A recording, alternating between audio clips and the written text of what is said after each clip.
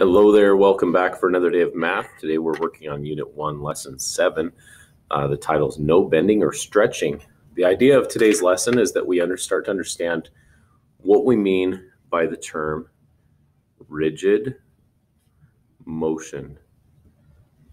When we talk about this term rigid motion, we're talking about a couple of characteristics that are maintained during transformation, such as translation, rotations, and reflections.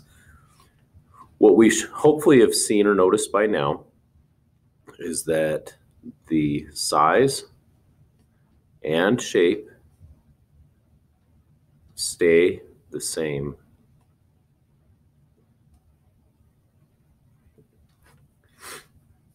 As we go through today, we're going to recognize why those characteristics are important.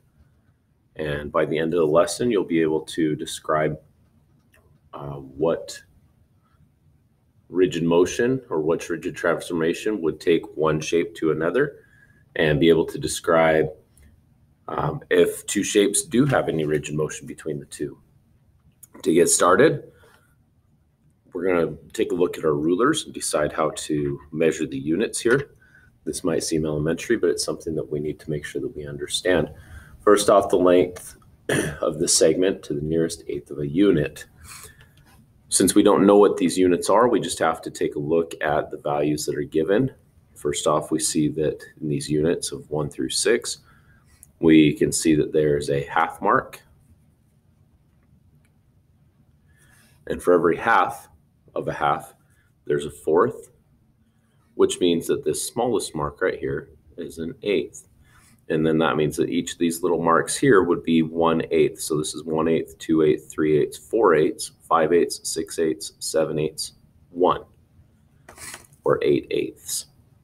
As we look into these pieces, the length of the segment to the nearest eighth of a unit, clearly we can see is at least 4 units long.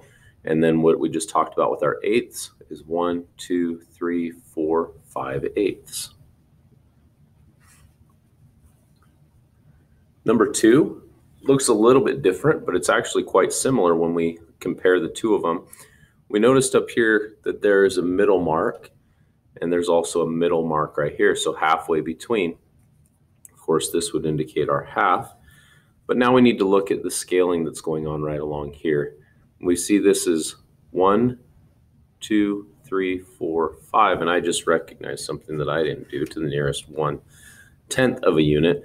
So that 1/2 right there will actually become 5/10. So we need to look at each of these as a tenth of a unit. So 1/10, 2/10, 3/10, 4/10, 5/10. Now you'll notice that I'm not saying 0.5 or 0.1, because when we talk in units of a decimal, we're also talking in units of fractions. I believe that it's important that we call a decimal as a decimal according to its unit value that's being given. In this case, if I was looking right here, this would be 1 and 2/10, or 1 and 5/10, depending on where we go. So when we look at our total value, we see this one again is 4. And then we have at least halfway, so that's 5/10, 6/10, and what appears to be 7/10 units. Make sure that we go ahead and put our value on there because we're told to the nearest unit. The last one, estimate the length of the segment to the nearest eighth of a unit. Now we're not given any kind of markers right here, so I'd like for you to take a minute, go ahead and pause and see what you can come up with, and then come right back and compare it to what I do. Now that you're back, what I'm going to do is I'm going to use some estimation. I understand from the previous ones that halfway is a half. Half of a half is a fourth. And then a half of a fourth is an eighth. And so I can just put my little units in there for the purposes of estimation. To the nearest eighth of a unit, when we talk about these values, we see 3.5. This would be 1/8, 2/8, 3/8, 4/8, 5/8, 6/8. So I could look at this as 3 and 6/8. But I think that I hope we understand by now that we can reduce that fraction or simplify that fraction to 3/4. I would accept an answer of either 3 and 6/8 or 3 3/4 units. When we go back to when we go to number 4, estimating the length of the segment in the prior question to the nearest tenth of a unit, then we need to understand that that piece is going to be changing just a little bit as we work off of it. When we talk about tenth, we can talk about a couple different things. With this case, 3 3/4 I think is the easiest one to talk about. I think about money. 3 3/4 of a dollar is $3.75. When we're rounding to the nearest tenth of a unit, I could go back here and I could go ahead and put my little marks in here again, and I could try and get 5 of those in here and see where it's at, but we're going to get the exact same thing where we end up at about 7.5 tenths or 75 hundredths. What we should do with that piece is we need to, since we're rounding our value, we need to recognize that our hundredths place is large enough to round the tenths place. So the nearest tenth for this one would become about 3 8/10 units. Okay, recognizing the measurement is something that will be important as we go on, specifically labeling those values. Getting into the work, talking about sides and angles. One of the rules of transformation is that all sides and all angles are what we call preserved.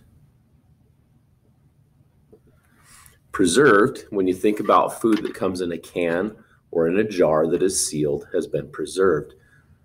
We think often of preserves as some kind of a jam or a jelly.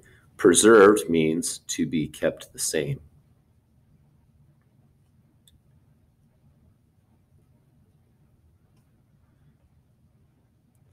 There's a few characteristics of every polygon that are always kept the same under rigid transformation. Those characteristics are the lines, the angles, or specifically the angle measures, the rays, and the segments. These 4 shapes are what make up all other shapes that we will be dealing with as we work on rigid transformation. In this situation, translate polygon A so that point P goes to point Q. In the image, write the length of each side in the grid units next to the side. By using a grid, this will help us to be able to accurately count the number of units that we have to travel without having to use a piece of patty paper. But if you would like to use the patty paper, you are more than welcome. You can trace the image before you move it. I simply will be counting units for here. First thing I want to do is look at the distance from point P to point Q. What this will tell me is the distance that all of these different vertices will travel, and then the distance that the whole shape will travel, in this case, to the right. I see that my units, there are a total of 5 units here. So I'm going to just give myself a little note that says 5 units right. And I'm going to start counting. My first point is P to Q will be this vertex. What I recognize with that vertex is there's another one directly below it. And what I can start to do is I can actually figure out how to draw this shape, but I'm just going to verify. There's 1, 2, 3, 4, 5. The next point, 1, 2, 3, 4, 5. Go to the next vertex. 1, 2, 3, 4, 5. And I'm hoping, again, like what we talked about, that we're recognizing different patterns, that in order to translate an image, we have to come up with or translate a figure, we come up with an image that is kept the same or is preserved, meaning all of, in this case, the angle measures and the segment lengths are kept the same. In this case right here, I see that the bottom is 2 units wide, so it will be 2 units wide after the translation. It's 4 units tall in this section, so I know it will continue to be 4 units tall in this section.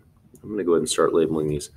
This next little segment that is going vertical is 3 units tall.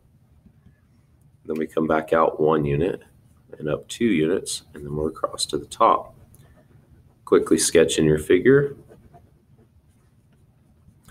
And then don't forget your directions.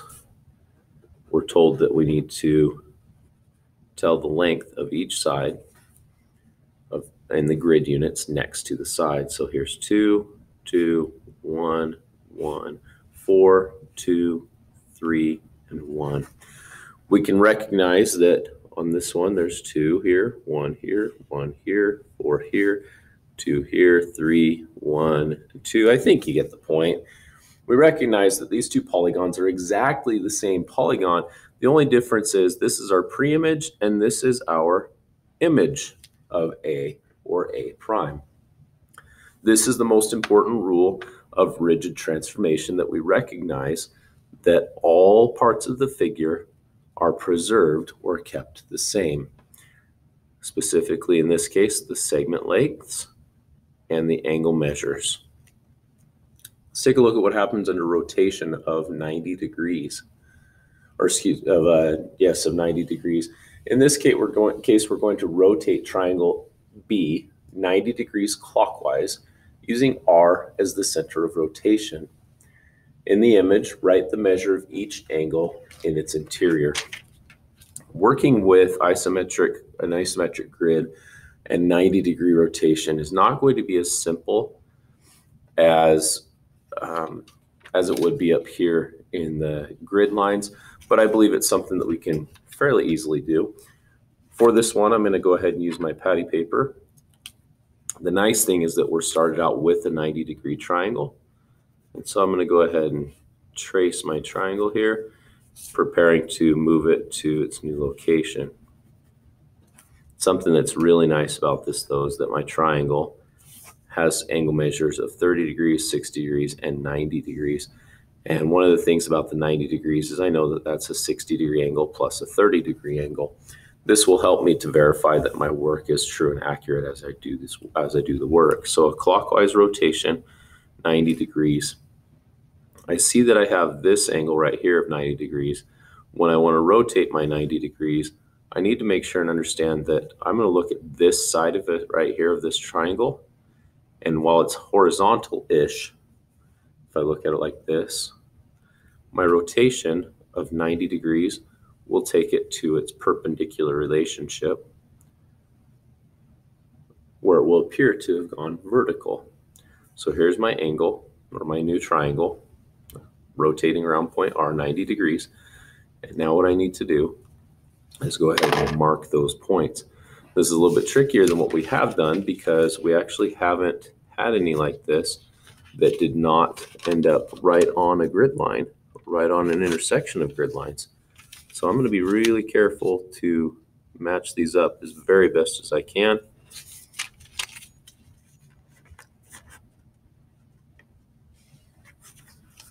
I see that I have one angle here, one angle here. Come back and I'll draw my lines.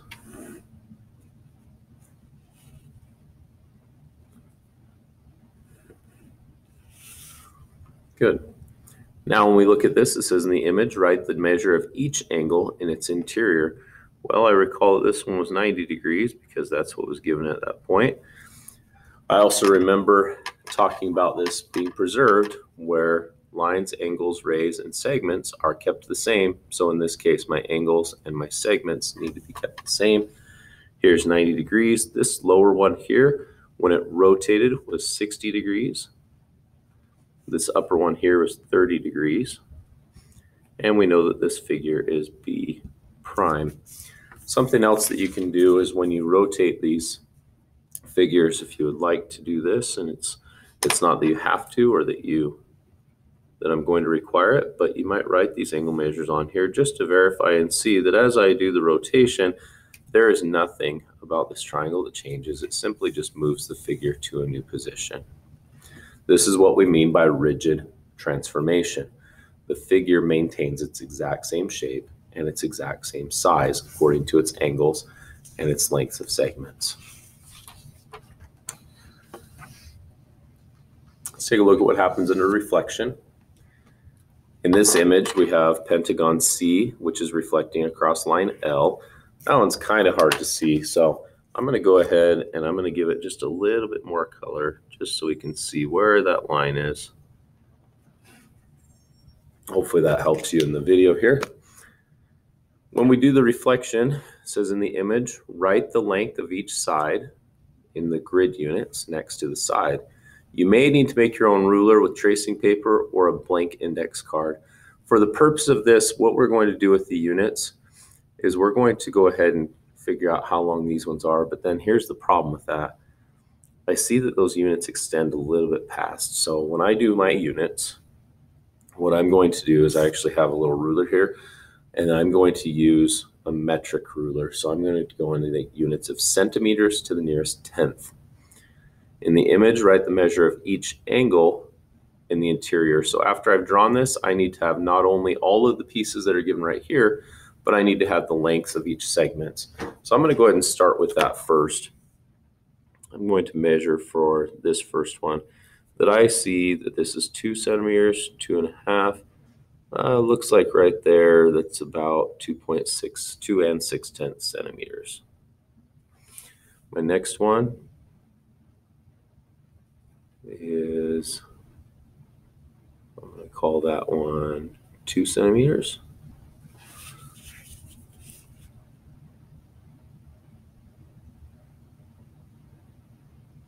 This one's 3 centimeters.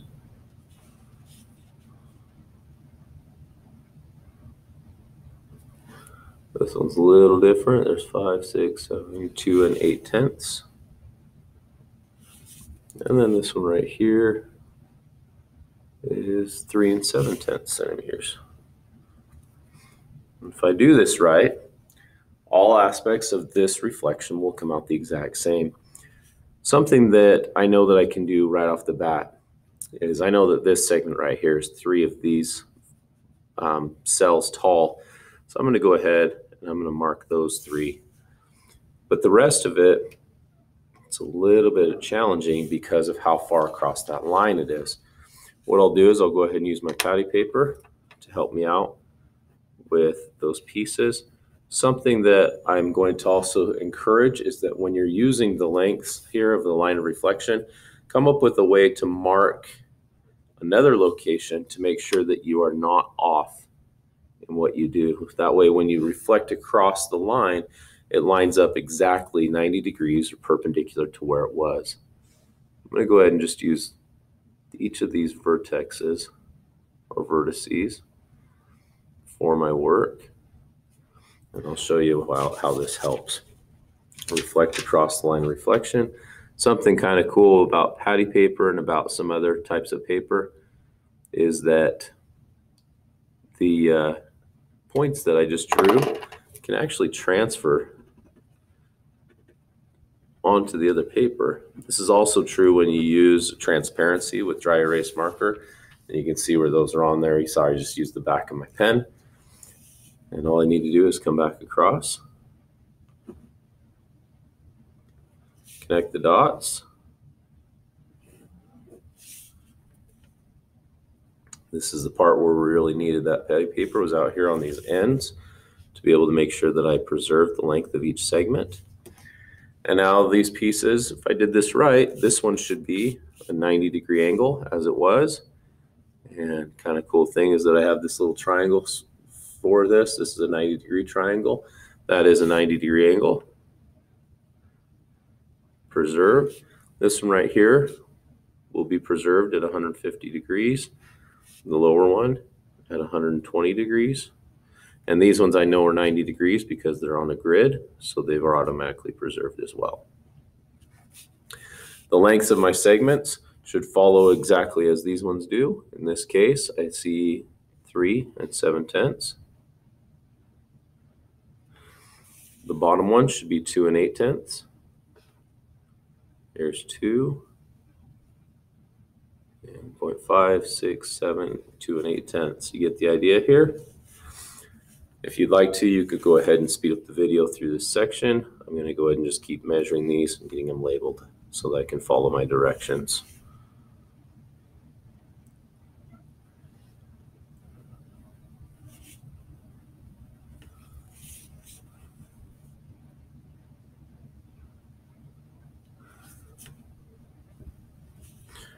Alrighty, last step is C prime, and what we see out of this is the reflected images. Each of the segments that are corresponding segments have the exact same lengths. Each of the corresponding angles have the exact same measures. These pieces, this is an example of rigid transformation. All of the rules were followed. We maintained those measurements from the original to the image, and I know that this is going to be a good shape. I'm going to go ahead and link this piece to the lesson today. What you'll be having is you'll see a picture like this. You're going to use rigid transformation to take triangle ABC to one of the other triangles, explain which one it is and how you know. Describe a rigid transformation that takes ABC to the triangle you selected. For the purpose of this video, I'm going to show you a couple things. First off, this triangle right here, triangle EDB, let's start with that one and see what happens under a rotation of 180 degrees. Cool thing about a rotation of 180 degrees, it doesn't really matter which direction you go because you end up in the exact same position. That is not true for 90 degrees. So a 180 degree rotation, here's 90 degrees, here's 180 degrees. And what we notice, as you can see through the paper, is that the triangle underneath of it is not the same size as this other triangle. Hopefully what we have learned from past experience is that this is what we call similar, where we have two triangles that have equal angle measures, but they have a different size to them, which makes them similar but not congruent. In the case of this other triangle right here, I need to go ahead and check it to see, and I see that this triangle is also larger than this first triangle, but I also see that it's almost that the second triangle underneath of it appears to be about the same size as this triangle right here. What we can conclude from this is that triangle EDB is not a transformation, a rigid transformation of either one of these other triangles, of triangle BCA or triangle CFG. To verify our work, what I want to do with this is I'm going to take this triangle here. I hope you'll forgive all the work that I have on this patty paper and just kind of look through it. This is triangle BCA, and then I'm going to go ahead and compare triangle BCA to the other triangle, triangle CFG, and I see that those two triangles are congruent. They are the same size, they are the same shape. What I can do next is then I would go ahead and describe the transformation that takes ABC to this triangle right here. Eventually, we'll learn how to take triangle ABC to a smaller triangle or to a larger triangle, but that's not something we're going to work on as of yet. One other thing that we can do to compare and make sure that we understand between the triangles is we can take a look at the side lengths of just the vertical and horizontal. We're not going to worry about the diagonal lengths, and we see the difference between the two triangles. We see that this triangle that is the corresponding side to this triangle up here above have two different lengths, and again the same thing for the other ones. While we look at triangle CFG, we see the corresponding side of AB and CF have the same length, corresponding side of BC and FG have the same length. Further evidence that these two triangles do have equal measure or have the same size, which means that these two are the triangles that we need to describe the rigid transformation that took place.